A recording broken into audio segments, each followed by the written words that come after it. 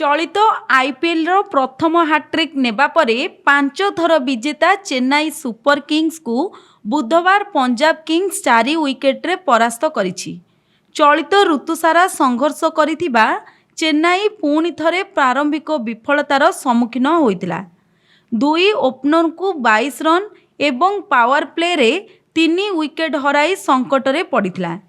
तेबे ऑलराउंडर साम करन को दायित्ववान तथा द्रुत 88 रन बल दृढ़ स्थिति रे पहुंची जाइथिला। डिवाल्ड ब्रेविस को सह मिसी करन 78 रन जोड़िथिले।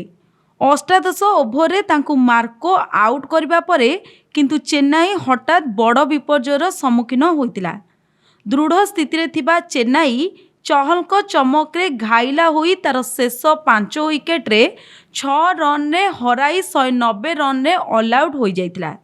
191 रन रो विजय लक्ष्य को पंजाब 2 बॉल पूर्वरु 6 विकेट हराई हासिल करी नेइथिला।